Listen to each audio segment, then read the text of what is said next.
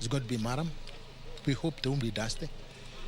But what we've been advised is to might rain 3 days before the event.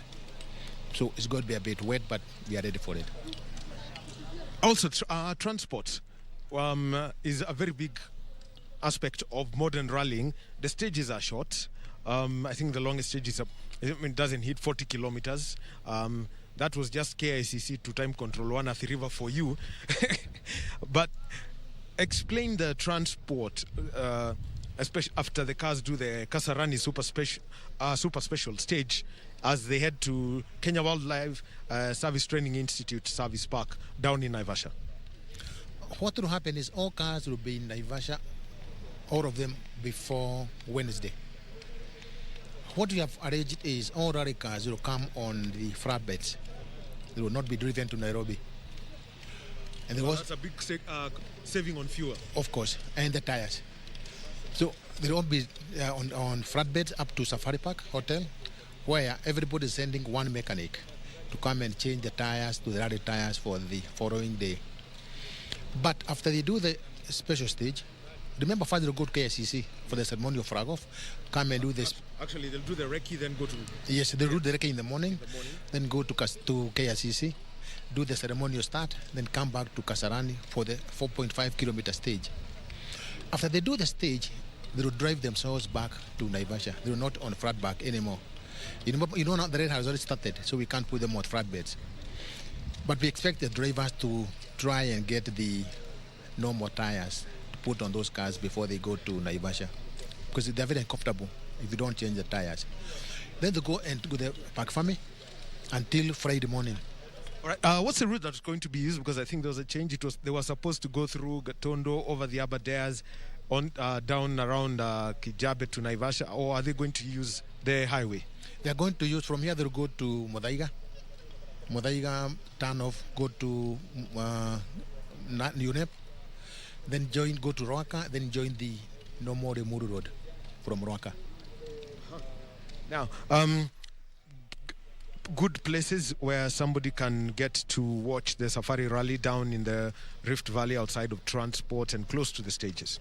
Oh yes, we have the Kedong stage, which is very good, and we have a spectator stage there. We have the Soy Sab, which is you can access from Nakuru. That's a very good stage also. Then we have the beauty of Hell's Gate, which will be on Sunday. You know, Hell's Gate, we are running it only one day. That's another place where, the cars will come in from the geothermal or Carrier 4, drive up to Hell's Gate, and that will be the finish for the 1, 2, 3. Otherwise, the normal finish will be at the service park. Then something else everybody that you'd like the people to know. Rallying has changed. The cars won't go back to KICC for the podium. So tell us about the podium ceremony. Yeah, cars will not come back to Nairobi at all. We'll have the podium ceremony at Hell's Gate for the 1, 2, 3 only. Then the podium will be at the service park after that.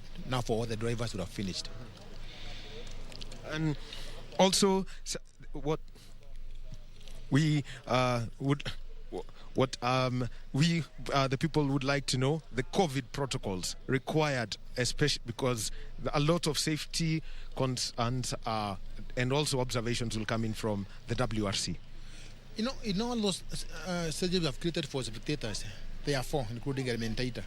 We're not charging any fees, and people are around to go in, so long as they park and walk to near the stage. Now, protocol is, this is an open area.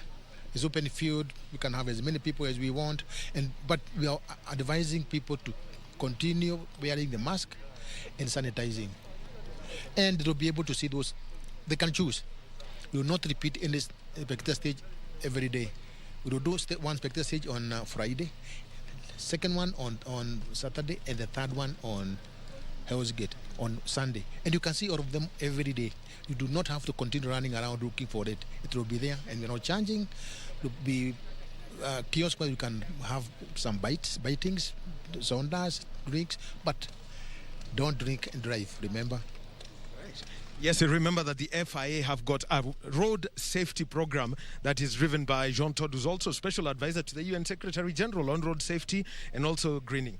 Event director of the WRC Safari Rally, Jim Kahumbura, also known as a rally driver. Thank you very much, Jim. And yes, the elbow bump. Well, yeah, thank you. And now let's get to speak to our Chief Executive Officer, Dr. Naim Bilal. Remember KBC, and also Mr. Charles Murila, who serves on the board. And Dr. Bilal, the joy of having the WRC Safari broadcast back on KBC, the journey behind it, and what the public should expect from us at KBC. I know we're going to be under pressure going forward as the sports team. Thank you very much. Really, mine is to assure Kenyans that we shall deliver this event to your living rooms. You want to know that KBC has the largest coverage across Kenya. We cover over 90% of the country, and we have 21 radio services. So those who are unable to catch us on television, you got every opportunity, every chance to watch us to listen to us through our radio stations from the 24th of June. So we assure you from the management and board of KBC that we shall deliver a world-class event to your living rooms. And Dr. Bilal, the premium content is part of the transformation of KBC that we're seeing under your leadership. You know, from an overview point of it, how then is KBC ensuring that it gets to the public through television and also through radio and the online platforms? Yes, I wish to indicate that we are pursuing a very broad-based transformation agenda, and content is key in that transformation agenda. We shall be telling Kenyans more as we move forward in terms of the detail of this transformation. But content is key, and we are investing heavily to ensure that we have world-class, top-rated content for Kenyans. Yes. And Director Murila, the pride that comes on the board when an iconic event like the WRC Safari is signed up through your colleague on the board and also our overall team leader, Dr. Bilal. Thank you very much. Of course, the board of Kenya Broadcasting Corporation is very excited about this new development. This event has been away from Kenya and Africa for the last 20 years. And the fact that it's back and it's going to be aired live in all KBC forums is really exciting for us as a board.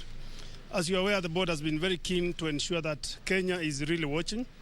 During the lockdown, if you remember, we were able to educate our children in partnerships with Kenya Curriculum Development, and also we were able to keep Kenyans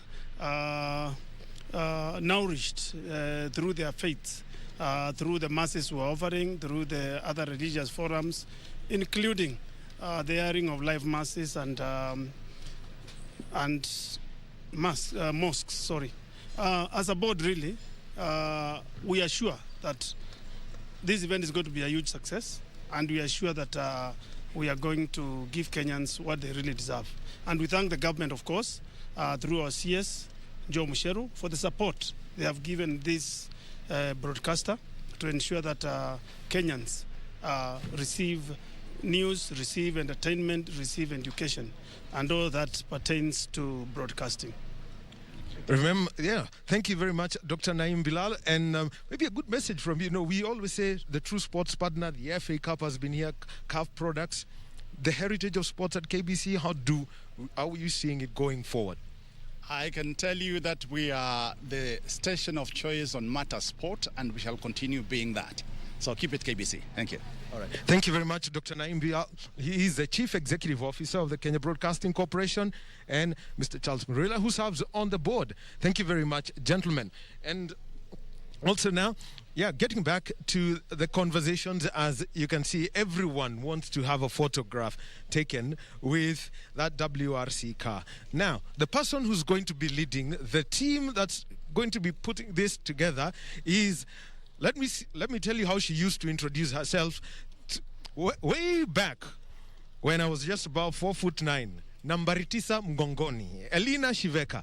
Elina, for this, as you lead the sports team, you could give an overview of the activities that they can expect by the time the ceremonial flag off happens on the 24th of June. Thank you, Wahome. Today is a big day for KBC. Safari Rally is back home, and that is KBC. Because remember those days, we never used to sleep. When Safari Rally is on, we used to sleep on the road waiting for those vehicles to pass by. So this time, it's back, and thank God, it's back on KBC Channel 1, your true sports partner. Actually, we have an elaborate plan to cover the event. From KICC, where we'll have the ceremonial start. From KICC, we'll come to Kasarani. Yes, from Kasarani, the vehicles will do their gigs. After that, the entire KBC sports team will be in Naivasha to ensure that we cover all the side shows and all the action. As you know, we'll get a feed from WRC production team. So they'll give us the live feed, and we'll also be able to get exclusive sound bites from drivers at different stages. So all the action, if you really want, because of the pandemic, most people won't be able to go and might be watch the drivers at close range. So you'll do all the action, watch all the action on KBC Channel 1. And I'm telling you, don't miss out. All the action will be on KBC Channel 1, your true sports partner.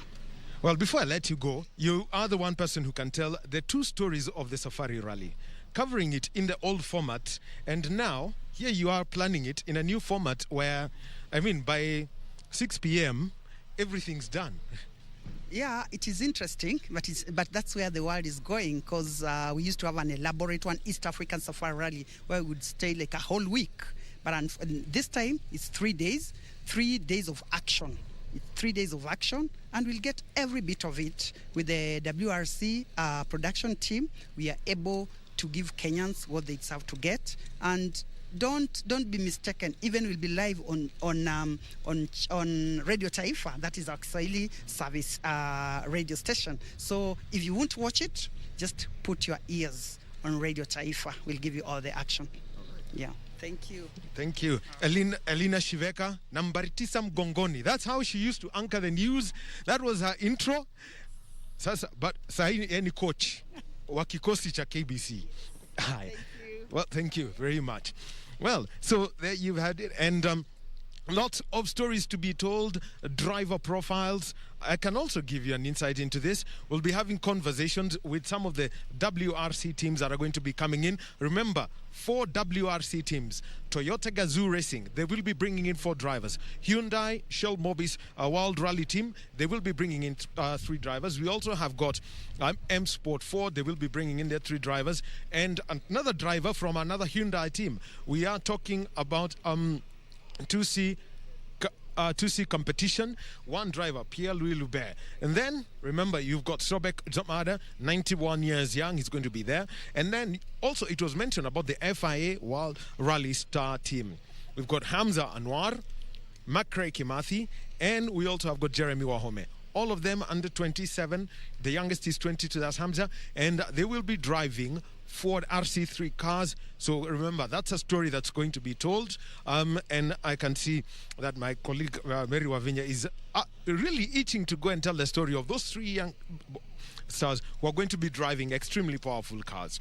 And also not forgetting a story of Nikhil Sachania. He has proven that disability is not inability. The FIA has approved his entry. He's one of the 58. Then you've got what is known as Team Mayengs. Yes, that's the official name of that team. Don't think I'm just creating it. Team Mayengs, they are going to be there. We're talking about Maxine Wahome, a second-generation rally driver. Her father, Jeremy Wahome, used to drive a Hyundai Coupe, and that was way back in 98, 23 years ago. And it was quite interesting to see that, I know a rallying legend like Patrick Njiro says, I saw Maxine when she was a day old, and here I am now. She is a rally driver. Then it tells you how much evolution of that has happened.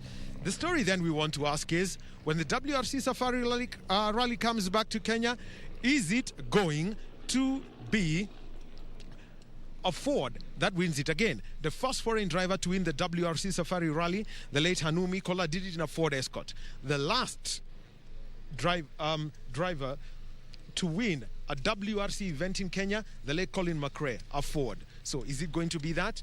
We shall find out, and we'll keep telling you the stories as they come. Well, my name is Daniel Wahome, and I am here at the WRC Safari Rally Project offices at the Mo International Sports Center, Kasarani. On behalf of the team that put all this together, as we inform you, entertain you, and also educate you, I want to say thank you to the entire team and thank you to you, our viewer. Well, the story of the WRC Safari Rally, which was the last event 19 years ago, 2002, won by the late Colin McRae in a Ford Focus. Get to watch that after I depart from this podium. Have a good day.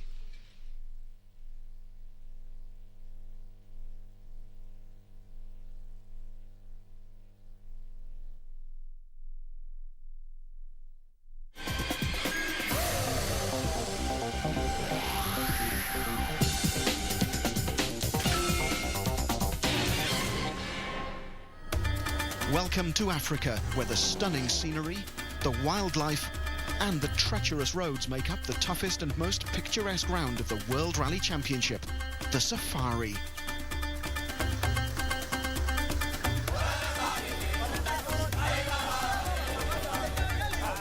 Celebrating its 50th anniversary this year, the Safari Rally has made and broken dozens of reputations over the years, and 2002 doesn't look like being any different.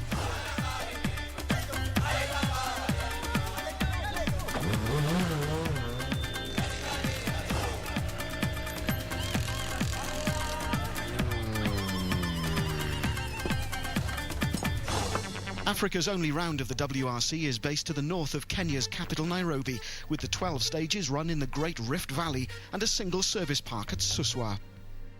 The first 2 days have seen retirement follow retirement. First to go was the championship leader Marcus Gronholm on the very first stage. FX for Timo. The engine stopped.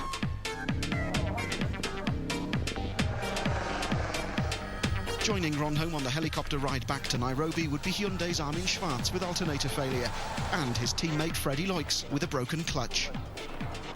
Yes, Phil, I'm now on the straight line, but the car is still not moving anymore.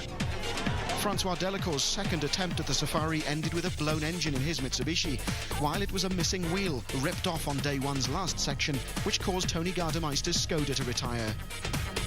The final victim of day one was Subaru's Petter Solberg. A string of problems ended with engine failure, and so he too was out. At the end of the day, Tommy Mäkinen and Colin McRae were just 16 seconds apart, but day two's first stage saw the lead change hands. You know, we're right behind him. Broken suspension slowed Mäkinen, but he didn't know McRae had caught him. Tell his pilot to get pull over now. Left over jump, mate. Hey, get him to pull over. Steady now. Okay, fast hole. Yep, it's going to get down. That was very important of him. We had no information at all that you are behind. I'm very sorry that. But Mäkinen's rally would soon be over. More suspension problems, but this time he couldn't drive on. Does this retirement means the end of your championship for me? Yeah, it looked very bad. It was not good day for us. But there'd be others who also wouldn't reach the end of the day, like Carlos Sainz. Pressure loose. Right, so you get it up. Okay, no problem. Skoda's Kenneth Eriksson thought he had no problems, but the oil suggested otherwise. Transmission failure within meters of his mechanics meant another Safari victim. Richard Burns, the reigning world champion, would also retire within sight of his team in perhaps the most bizarre incident of the entire event. JC, we're stuck at the service. It's completely on its bottom, and all those wheels are spinning.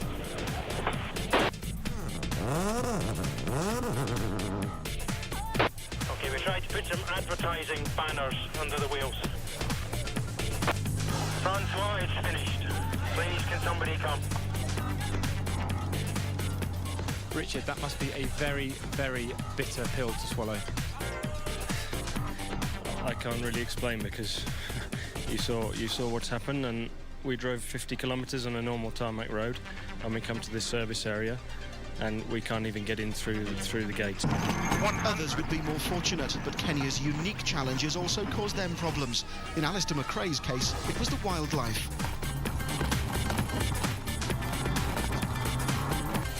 Others, like McRae, had never tackled the rally before, but both the Citroens would end day 2 in the points. Thomas Rodstrom 3rd, and his teammate Sebastian Loeb 4th. 7th-placed Roman Cresta now held the hopes of the Skoda team in his hands, while Peugeot had also lost 2 of their cars. Gilles Panizzi would start the final day in 6th place, with 2nd-placed Harry Rovanpera giving the French team their best hope for some useful points. The unhappiest driver, though, must be Marco Martin, who ended day 2 in 3rd place, but then dropped to 5th after picking up 11.5 minutes of time penalties. But it's this pair, Colin McRae and co-driver Nicky Grist, who lead the rally into the final day.